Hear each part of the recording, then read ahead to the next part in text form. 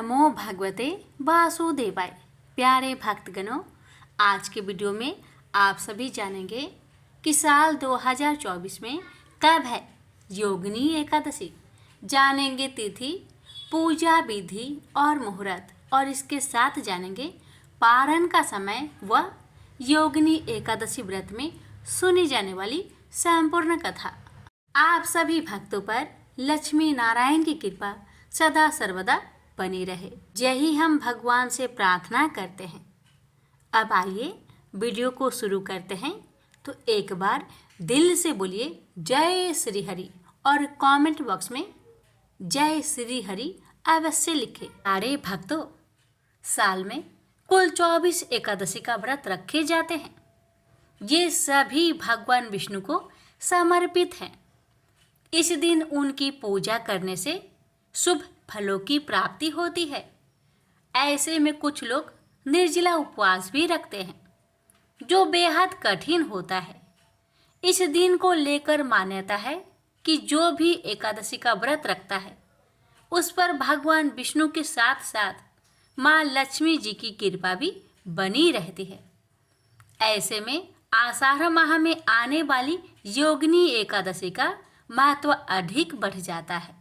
आषाढ़ महीने के कृष्णा पक्ष की एकादशी को योगिनी एकादशी के नाम से जाना जाता है और इस बार 2 जुलाई 2024 के दिन ये व्रत रखा जाएगा। मान्यता है कि योगिनी एकादशी के दिन विष्णु जी की पूजा अर्चना करने पर पापों से मुक्ति मिलती है। ये भी कहा जाता है कि इस व्रत को करने से मृत्यु के बाद भगवान विष्णु के चरणों में स्थान प्राप्त होता है। इस दिन व्रत रखने से 88,000 ब्राह्मणों को भोजन कराने के बराबर का फल प्राप्त होता है। ऐसे में आइए हम जानते हैं योगिनी एकादशी व्रत कब रखा जाएगा। इस साल 2 जुलाई 2024 के दिन योगिनी एकादशी का व्रत रखा जाएगा। इस दिन पूजा के लिए मुहूर्त सुबह 8:56 से दोपहर 2:10 तक रहने वाला है। वहीं योगिनी एकादशी का व्रत पारण 3 जुलाई सुबह 5:28 से सुबह 7:10 पर होगा। अब आइए प्यारे भक्तों, हम जानेंगे योगिनी एकादशी व्रत की पूजन विधि के बारे में। योगिनी एकादशी के दिन विष्णु जी का पूजन का विधान है। साथ ही पीपल के वृक्ष की पूजा भी करनी चाहिए। इस दिन प्रातः काल उठकर स्नान करना चाहिए। इसके बाद पीले रंग के वस्त्र धारण करना अधिक शुभ होता है। फिर भगवान विष्णु का ध्यान करते हुए व्रत का संकल्प ले। इसके बाद उनकी विधि अनुसार पूजा करें और योगिनी एकादशी व्रत की कथा पढ़े। बाद में विष्णु जी की आरती करें। इस दिन आप जरूरतमंद लोगों को भोजन व दान दक्षिणा भी दे सकती हैं। इससे भगवान विष्णु प्रसन्न होते हैं। अब आइए प्यारे भक्तों, हम जानेंगे योगिनी एकादशी व्रत के नियम के बारे में। योगिनी एकादशी व्रत के दिन अन्न का सेवन नहीं करना चाहिए। एकादशी का व्रत नहीं रखने वालों को भी चावल का सेवन नहीं करना चाहिए। इस दिन बाल, नाखून और दाढ़ी कटवाने की भूल ना करें। योगिनी एकादशी के दिन ब्राह्मणों को कुछ दान अवश्य करना चाहिए। एकादशी व्रत के पारण करने के बाद अन्न का दान करना शुभ माना गया है। अब आइए प्यारे भक्तगणों, हम श्रवण करेंगे आषाढ़ महीने की कृष्ण पक्ष की योगिनी एकादशी की पावन कथा को श्रद्धा पूर्वक प्रसन्नचित मन से पूरा अवश्य सुनेगा। भगवान आप सभी की मनोकामना को पूर्ण करेंगे। तो आइए श्रवण करते हैं कथा। प्रेम से बोलिए जय श्री हरि। धर्मराज युधिष्ठिर कहने लगे कि भगवान, मैंने ज्येष्ठ शुक्ल एकादशी का व्रत का महात्म्य सुना। अब कृपया आषाढ़ कृष्ण एकादशी की कथा सुनाइए। इसका नाम क्या है, महात्म्य क्या है, यह भी बतलाइए। श्री कृष्ण भगवान कहने लगे कि हे राजन, आषाढ़ कृष्ण एकादशी का नाम योगिनी है। इसके व्रत से समस्त पाप नष्ट हो जाते हैं। यह इस लोक में भोग और परलोक में मुक्ति देने वाली है। यह तीनों लोकों में प्रसिद्ध है। मैं तुमसे पुराणों में वर्णन की हुई कथा कहता हूँ, ध्यान पूर्वक सुनो। स्वर्ग धाम की अलकापुरी नामक नगरी में कुबेर नाम का एक राजा रहता था। वह शिव भक्त था और प्रतिदिन शिव की पूजा किया करता था। हेम की बिलाक्षी नामक एक सुंदर स्त्री थी। एक दिन वह मानसरोवर से पुष्प तो ले आया, लेकिन काम सख्त होने के कारण वह अपनी स्त्री से हाथ से विनोद तथा रमन करने लगा। इधर राजा उसकी दोपहर तक राह देखता रहा। अंत में राजा कुबेर ने सेवक को आज्ञा दी कि तुम लोग जाकर माली के न आने का कारण का पता करो, क्योंकि वह अभी तक पुष्प लेकर नहीं आया। सेवकों ने कहा कि महाराज, वह पापी अति कामी है, अपनी स्त्री के साथ हास्य विनोद और रमन कर रहा होगा।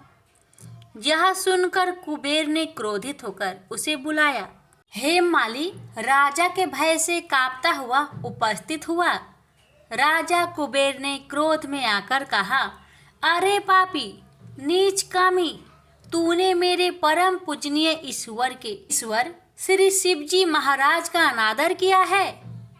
इसलिए मैं तुझे श्राप देता हूँ कि तू स्त्री का वियोग सहेगा और मृत्यु लोक में जाकर कोढ़ी होगा। कुबेर के श्राप से हेम माली का स्वर्ग से पतन हो गया और वह उसी क्षण पृथ्वी पर गिर गया।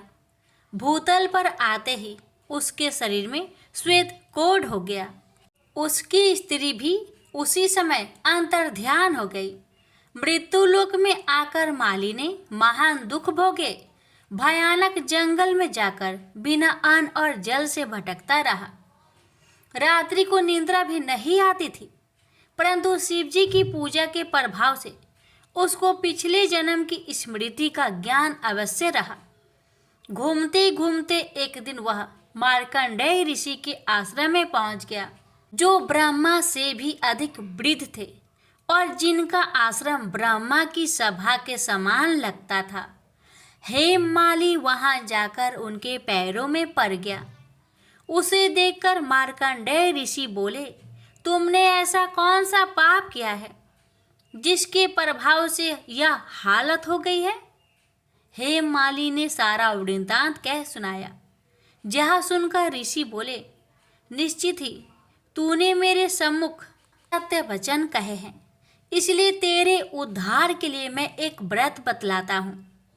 यदि तू आषाढ़ मास के कृष्णा पक्ष की योगिनी नामक एकादशी का विधि पूर्वक व्रत करेगा तो तेरे सब पाप नष्ट हो जाएंगे।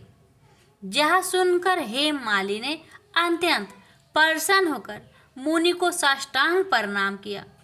मुनि ने उसे स्नेह के साथ उठाया। हेम माली ने मुनि की कथा अनुसार विधि पूर्वक योगिनी एकादशी का व्रत किया। इस व्रत के प्रभाव से अपने पुराने स्वरूप में आकर वह अपनी स्त्री के साथ सुखपूर्वक रहने लगा। भगवान कृष्ण ने कहा, हे राजन, यह योगिनी एकादशी का व्रत 88,000 ब्राह्मणों को भोजन कराने के बराबर फल देता है। इसके व्रत से समस्त पाप दूर हो जाते हैं और अंत में स्वर्ग प्राप्त होता है। प्रेम से बोलिए जय श्री हरि। भगवान आपकी कथा कहने वाले, सुनने वाले, हुक्कार भरने वाले सभी भक्तों की सभी मनोकामना पूर्ण करना। प्रेम से बोलिए लक्ष्मी नारायण की जय। अब आइए श्रवण करते हैं एकादशी व्रत में सुनी जाने वाली अन्य कथाएं। एक बुढ़िया माँ एक बार 11 माता का व्रत रखी। बड़ी ही भाव भक्ति से पूजा अर्चना की।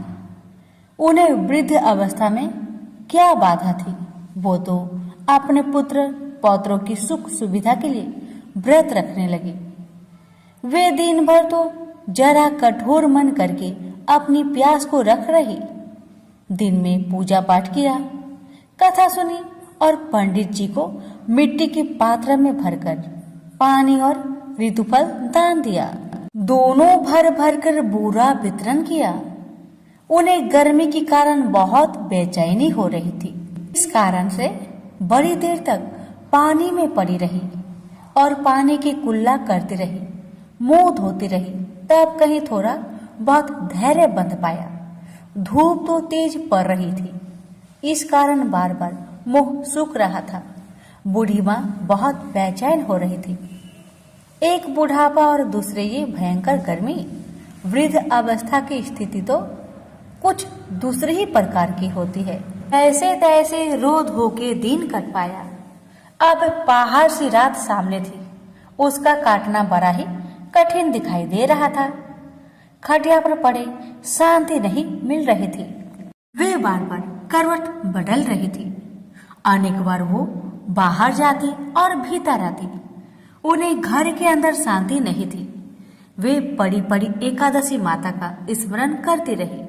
वे कहती रही कि हे माता जी, आप मेरी लाज रखेगा, आप ही मुझे शक्ति दे दीजिएगा जिससे मैं भली भांति आपका व्रत कर सकूं और ये पहाड़ सी रात शांति पूर्वक व्यतीत हो सके। प्यास के कारण बूढ़ी माँ की बेचैनी तो बढ़ ही रही थी। उन्होंने धैर्य रखने का बहुत प्रयास किया, किंतु सहनशीलता की सीमा टूट गई और वे घबराकर एकदम चिल्ला पड़ी। बोली, बचाओ बचाओ बचाओ। अम्मा का चिल्लाना सुनकर परिवार भर के नर नारी, बच्चे और पड़ोसी एकत्रित होकर बूढ़ी अम्मा की खटिया के समीप पहुंच गए। सबने पूछा, अम्मा जी आपको क्या हो गया? आप क्यों चिल्ला पड़ी हैं? आप इस वृद्धावस्था में ये कठिन व्रत क्यों कर रही हैं? अम्मा जी ने कहा, शक्ति से ही भक्ति होती है। थोड़ी ही देर में वे फिर से बोली कि अरे हमारे प्राण तो ही निकल जा रहे हैं। मेरी छाती पर ठंडे पानी का घड़ा रख दीजिए। नातियों ने दादी की छाती पर ठंडे पानी का पात्र रख दिया। तब कहीं उन्हें थोड़ा बहुत आराम मिला और थोड़ी देर के लिए उन्होंने अपनी आंखें बंद कर ली। एकादशी माता ने सोचा कि ये बूढ़ी अम्मा है तो बहुत कठोर, जरा जाकर उसकी परीक्षा लेनी चाहिए। वे आधी रात को मुर्गा बनकर टेर लगाने लगी। मुर्गा की आवाज सुनकर दादी जल्दी से उठी और बाहर जाकर आसमान की ओर देखा, किंतु आसमान में कहीं उन्हें प्रातःकालीन तारा दिखाई नहीं दिया। वे सोचने लगी कि ये मुर्गा क्यों और कैसे बोल गया है। ये तो आधा रात मालूम प्रतीत होता है। उन्हें प्यास तो बहुत लग ही रही थी। थोड़ा बहुत उनका मन भी विचलित होने लगा था, किंतु अंत में उन्होंने दृढ़ निश्चय किया कि मैं अब व्रत को पूर्ण करके ही छोड़ूंगी, चाहे कुछ भी हो जाए, मेरा प्राण ही क्यों ना निकल जाए। ये सोचकर फिर वे खटिया पर शिथिल होकर सो गई। थोड़ी ही देर में एकादशी माता ने उनकी फिर से परीक्षा लेनी चाहिए। एक छोटी सी बालिका एक गिलास में शरबत लेकर उनके सिरहाने खड़ी हो गई और जोर से बोली, दादी जी सवेरा हो गया, हाथ मुंह धोकर शरबत पी लीजिएगा। पहले तो शरबत का गिलास देखकर उनका मन ललचाने लगा, किंतु अचानक व्रत का स्मरण हो आया और उन्होंने सोचा कि मैं किसी भी प्रकार से अभी शरबत नहीं पी सकती हूँ और वे शांतिपूर्वक अपनी खटिया पर लेट गई। फिर थोड़ी देर में उन्हें ऐसा लगा कि जैसे किसी ने उन्हें पानी के कुएं में पटक दिया हो। वे बड़ी देर तक उस कुएं में हाथ पांव चलाती रही, किंतु उन्होंने अपने मुख में पानी की एक बूंद भी नहीं जाने दी और वे दृढ़तापूर्वक अपना व्रत पालन करती रही। थोड़ी ही देर में न जाने कहां से सामने आग जलने लगी, जिससे भारी गर्मी बढ़ने लगी। प्यास के कारण प्राण निकलने लगे, किंतु बूढ़ी अम्मा का कुछ भी नहीं बिगड़ पाया। वे जहां की तहां मुस्कुराती हुई बैठी रही। थोड़ी ही देर में बाहर प्रकाश दिखाई देने लगा। ऐसा लगा कि जैसे सवेरा हो आया। बूढ़ी अम्मा ने जब बाहर निकलकर देखा तो समझ गई कि अभी सवेरा होने में 3-4 घंटे की देरी है। यह जानकर वे शांतिपूर्वक इधर उधर घूमने फिरने लगी। एकादशी माता ये बात अच्छी तरह से समझ गई कि ये बूढ़ी अम्मा किसी भी प्रकार से अपने व्रत से नहीं टल सकती।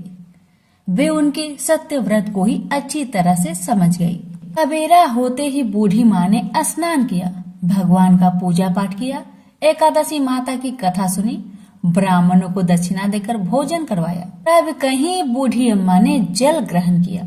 कन्याओं को भोजन कराने के बाद अम्मा ने भोजन किया। तो श्रेष्ठ व्रत के प्रताप से बूढ़ी अम्मा की आयु में वृद्धि हो गई। उनका घर परिवार हरा भरा हो गया। घर में अब उनके कोई भी अभाव नहीं रहा। वे हर तरह के सुख साधनों से संपन्न हो गए। नाती नातिनों से उनका घर भर गया और वे उसी दिन से 12 महीने की एकादशी का व्रत करने लगी। एकादशी माता के व्रत के प्रताप से इस संसार में हर प्रकार के सुख भोग कर अंत में बैकुंठ धाम को चली गई। से बोलिए एकादशी माता की जय। प्रजापति महर्षि कश्यप की कई पत्नियां थी। उनमें से एक का नाम था दनु। दनु की संतान दानव कहलाए। उसी दनु के बड़े पुत्र का नाम दंभ था। दंभ बहुत ही सदाचारी और धार्मिक प्रवृत्ति का था।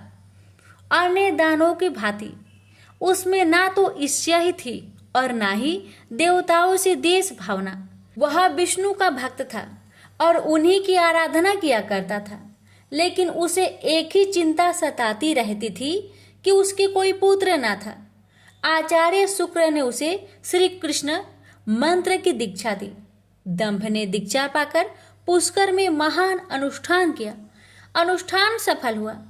उसके अनुष्ठान से प्रसन्न होकर भगवान विष्णु प्रकट होकर बोले, बस मैं तुम्हारे अनुष्ठान से प्रसन्न हूँ, पर मांगो।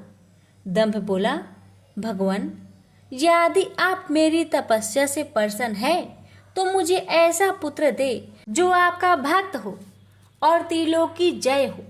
उसे देवता भी युद्ध में ना जीत सके।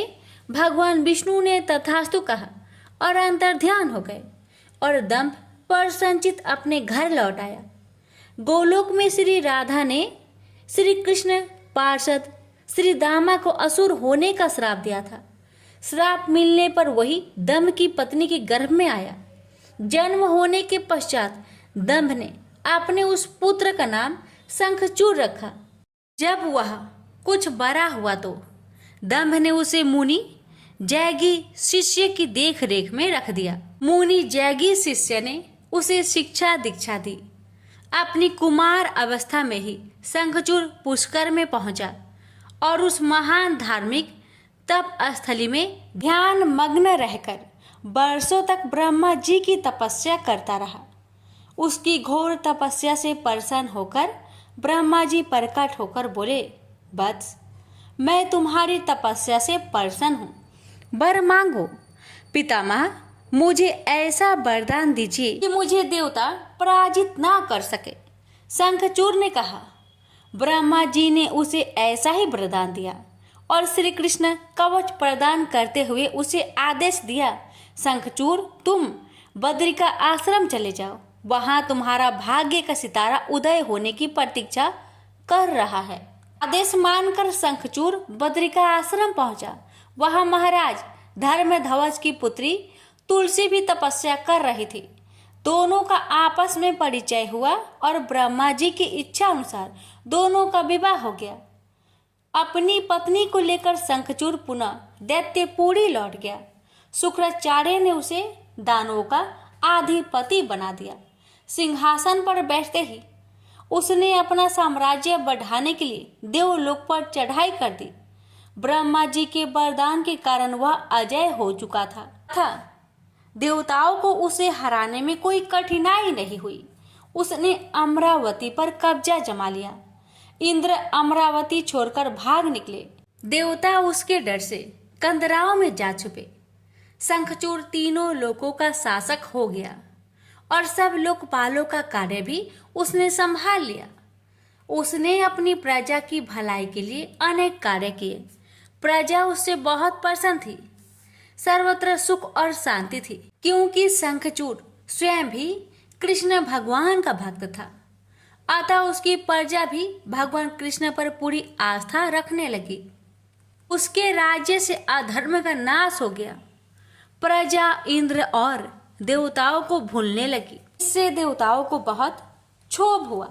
इंद्र पितामह ब्रह्मा के पास पहुंचकर बोले, पितामह, आपने शंखचूड़ को अभय होने का वरदान देकर उसे निरंकुश बना दिया है।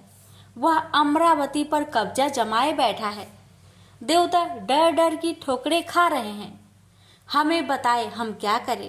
पितामह बोले, सुरेंद्र, शंखचूड़ धार्मिक और रीति से अपना शासन चला रहा है। प्रजा उससे प्रसन्न है। उसके राज्य में प्रजा सुखी और संपन्न है। हमें उससे कोई शिकायत नहीं है। इंद्र बोले, यह सब तो ठीक है पितामह, लेकिन क्या हम यूं ही भटकते रहे? आखिर अमरावती है तो देवताओं की ही। पितामह बोले, अवश्य है, किंतु शंखचूड़ ने तुम्हें युद्ध में पराजित करके उसे प्राप्त किया है। उसने तुम्हारी प्रजा को भी कोई कष्ट नहीं पहुंचाया है। सिर्फ सिंहासनों का ही फेर बदल हुआ है ना। इंद्र बोला, लेकिन पितामह, हम आपकी संतानें हैं। क्या आप चाहेंगे कि आपकी संतानें यूं ही दर बदर भटकती रहे? कुछ उपाय कीजिए पितामह। पितामह बोले, मैं इसमें कुछ नहीं कर सकता देवेंद्र। जब तक शंखचूड़ के भाग्य में अमरावती का ऐश्वर्य भोगना है, वह भोगेगा ही। तुम भगवान विष्णु के पास चले जाओ, वे अवश्य ही कोई उपाय तुम्हें सुझा देंगे। वहां से निराश होकर इंद्र विष्णु भगवान के पास पहुंचे और उनकी स्तुति करने लगे और बोले, भगवान, देवता इस समय भारी संकट में हैं। ब्रह्मा जी ने अपनी असमर्था जाहिर करके मुझे आपके पास भेज दिया है। कुछ कीजिए प्रभु, अन्यथा संपूर्ण देव जाति ही नष्ट हो जाएगी। विष्णु भगवान बोले, पितामह का कहना ठीक है। मैं भी अकारण शंखचूड़ के संबंधों में हस्तक्षेप करना पसंद नहीं करता। उसकी सारी प्रजा कृष्ण भक्त है और कृष्ण मेरा ही प्रति स्वरूप है। मैं अपने भक्त पर कष्ट होते नहीं देख सकता, लेकिन निराश होने की आवश्यकता नहीं। सूर्यराज, तुम भगवान शिव के पास चले जाओ और उन्हीं से कोई उपाय पूछो। वे अवश्य तुम्हारे कष्ट का निवारण कर देंगे। विष्णु भगवान की बात सुनकर इंद्र निराश भाव से बैकुंठ से निकल आए। अंत में वह भगवान शिव के पास कैलाश पर्वत न जाकर शिवलोक पहुंचे और भगवान शिव की स्तुति करके अपने आने का प्रयोजन बताया। भगवान शिव ने उसकी बात सुनी और उसे आश्वस्त किया। धैर्य रखो सूर्यराज, तुम्हारा सिंहासन तुम्हें अवश्य प्राप्त होगा। मैं गंधर्वराज चित्ररथ को अभी दूत बनाकर शंखचूड़ के पास रवाना करता हूँ। शिव के आदेश अनुसार गंधर्वराज चित्ररथ शंखचूड़ के राजधानी पहुंचा। उस समय शंखचूड़ अपने सिंहासन पर विराजमान था। चित्ररथ ने उसका अभिवादन करने के पश्चात अपने आने का कारण बताया। दैत्यराज, मैं गंधर्वराज चित्ररथ हूँ और भगवान शिव का एक संदेश लेकर आपके पास आया हूँ। यह सुनकर शंखचूड़ के चेहरे पर आश्चर्य झलक आया। शिव के दूत को सामने पाकर वह सिंहासन से उठकर बोला, मेरा अहोभाग्य है कि भगवान शिव ने मुझे किसी योग समझा। आप संदेश सुनाए। क्या संदेश भेजा है भगवान रुद्र ने? गंधर्वराज बोला, दैत्यराज, भगवान शिव का संदेश है कि तुम देवताओं का राज्य उन्हें वापस लौटा दो और उनके अधिकार उन्हें दे दो। भगवान शिव ने देवों को अभय होने का वचन दिया है। शंखचूड़ बोला, गंधर्वराज, भगवान शिव से मेरा प्रणाम कहना और उनसे कह देना कि शंखचूड़ के हृदय में आपके लिए बहुत ही ज्यादा श्रद्धा है, परंतु यदि उन्होंने इंद्र के बहकावे में आकर मुझे दंडित करने का निश्चय किया है तो मैं उनकी बात नहीं मानूंगा और उनसे भी युद्ध करने के लिए तैयार हो जाऊंगा। चित्ररथ वापस लौटा और उसने भगवान शंकर को शंखचूड़ का उत्तर सुनाया। यह सुनकर शिव क्रोधित हो गए और अपने गणों को युद्ध का आदेश दे दिया।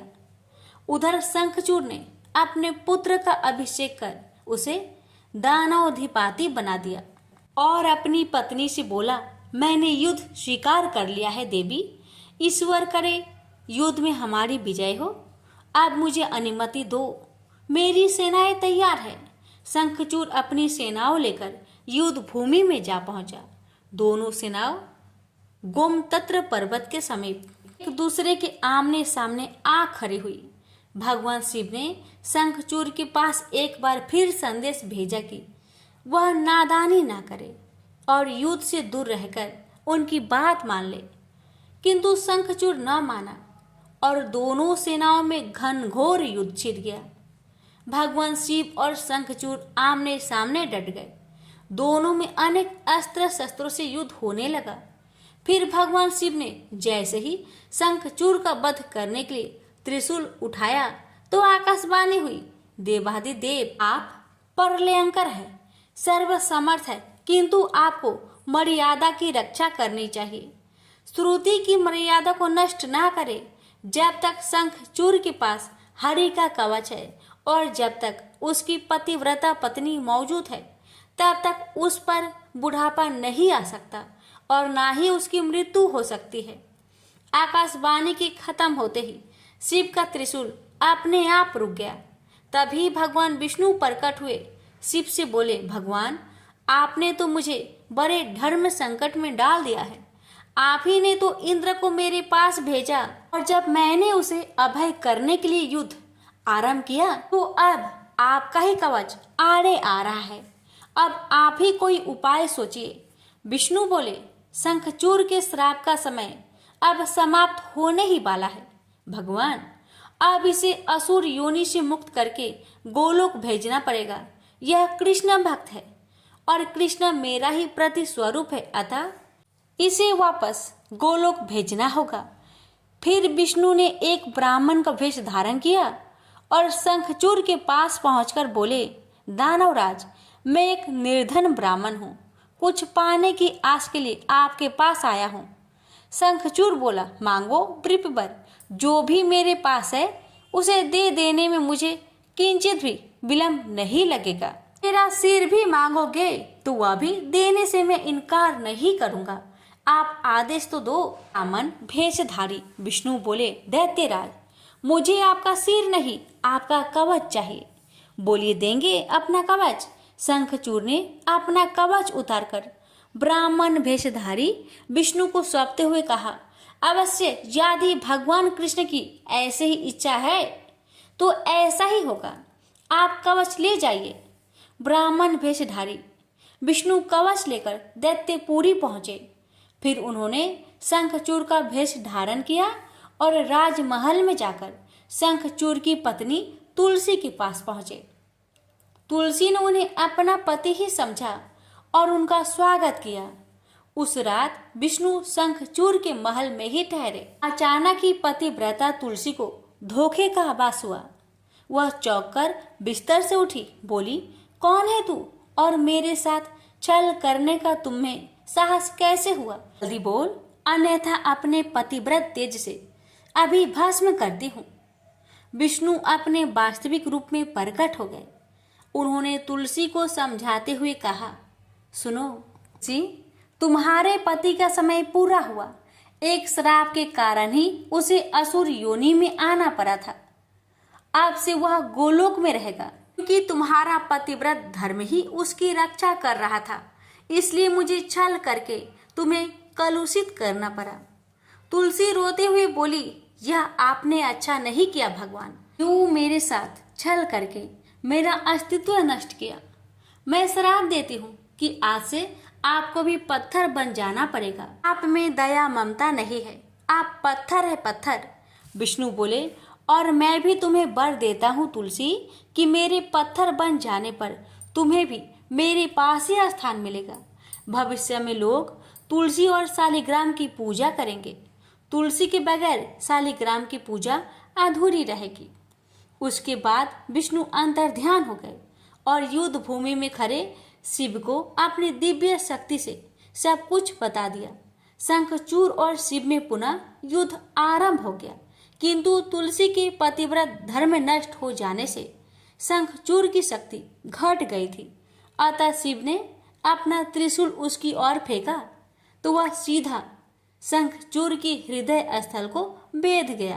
वातावरण में हजारों बिजलियां एक साथ कौंध गई, चारों दिशाएं कांप उठी और देखते ही देखते शंखचूड़ धरती पर जा गिरा।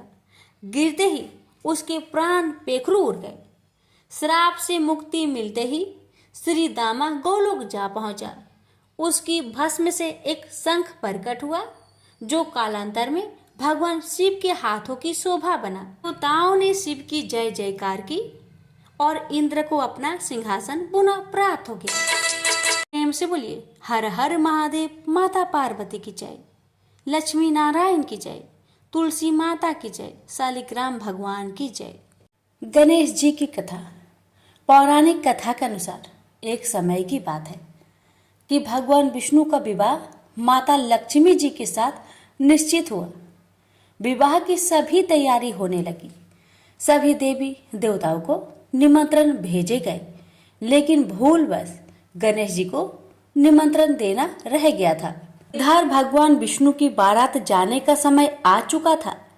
सभी देवता अपनी पत्नियों के साथ विवाह समारोह में शामिल होने को आए, परंतु सभी देवी देवताओं ने देखा कि गणेश जी कहीं दिखाई नहीं दे रहे हैं। तब उन सभी ने आपस में चर्चा की, क्या गणेश जी को नहीं न्योता दिया गया या गणेश जी ही नहीं आए हैं। सभी को इस बात पर बहुत आश्चर्य हुआ। इस बात पर उन सभी ने विष्णु भगवान से ही इसका कारण पूछा। विष्णु भगवान से पूछने पर उन्होंने कहा कि हमने गणेश जी के पिता भोलेनाथ, महादेव और माता पार्वती को न्योता भेजा था। यदि गणेश जी अपने पिता के साथ आना चाहते तो आ जाते, अलग से उन्हें न्योता देने की कोई आवश्यकता भी नहीं थी। दूसरी बात यह है, उनको खाने में 1.25 मन मूंग, 1.25 मन चावल, 1.25 मन घी और 1.25 मन लड्डू का भोजन चाहिए। यदि गणेश जी नहीं आएंगे तो कोई बात नहीं, दूसरे के घर जाकर इतना सारा खाना पीना अच्छा भी नहीं लगता।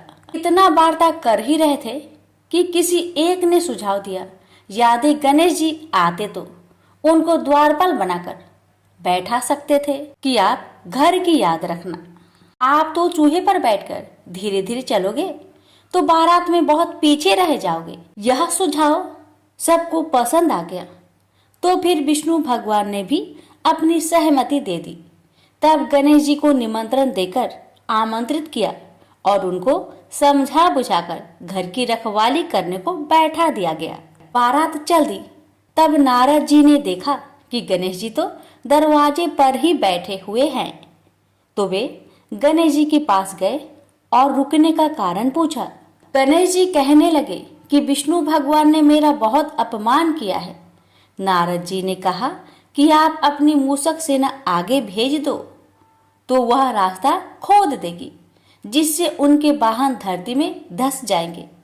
तब आपको सम्मान पूर्वक बुलाना पड़ेगा। अब तो गणेश जी ने अपनी मूषक सेना को आदेश दिया, जाओ, और सेना ने जमीन पोली कर दी। जब बारात वहां से निकली तो रथों के पहिए धरती में धंसने लगी। लाख कोशिश की परंतु पहिए नहीं निकले। सभी ने अपने अपने उपाय किए परंतु पहिए तो नहीं निकले, बल्कि जगह जगह से टूटने लगे। किसी को समझ में नहीं आ रहा था कि अब क्या किया जाए। तब तो नारद जी ने आकर कहा, आप लोगों ने गणेश जी का अपमान किया, जिस कारण यह विघ्न आ रहे हैं। यदि उन्हें मनाकर लाया जाए तो आपका कार्य सिद्ध हो सकता है और यह संकट टल सकता है। शंकर भगवान ने अपने दूत नंदी को भेजा और वे गणेश जी को लेकर आए। गणेश जी का आदर सम्मान के साथ पूजन किया गया। फिर रथ के पहिए निकलने लगे और यह संकट टल गया। अब रथ के पहिए निकल तो गए परंतु वे टूट फूट गए थे, तो उन्हें सुधारे कौन। पास के खेत में एक खाती काम कर रहा था। उसे बुलाया गया। खाती अपना कार्य करने से पहले श्री गणेशाय नमः कहकर गणेश जी की वंदना मन ही मन करने लगा। देखते ही देखते खाती ने सभी पहियों को ठीक कर दिया। तब खाती कहने लगा कि हे देवताओं, आपने सर्वप्रथम गणेश जी को नहीं मनाया होगा और न ही उनकी पूजन की होगी, इसलिए तो आपके साथ यह संकट आया है। मैं तो मूर्ख अज्ञानी हूँ, फिर भी पहले गणेश जी को पूजते हैं, उनका ध्यान करते हैं। आप लोग तो देवगण हैं, फिर भी आप गणेश जी को कैसे भूल गए? अब आप लोग भगवान श्री गणेश जी की जय बोलकर जाए तो आपके सब काम बन जाएंगे और कोई संकट भी नहीं आएगा। ऐसा कहते हुए बारात वहां से चल दी और विष्णु भगवान का लक्ष्मी जी के साथ विवाह संपन्न करा के सभी सकुशल घर लौट आए। हे गणेश जी महाराज, आपने विष्णु को जैसा कारज सरियो ऐसा कारज सबको सिद्ध करिजो। बोलिए गजानन भगवान की जय।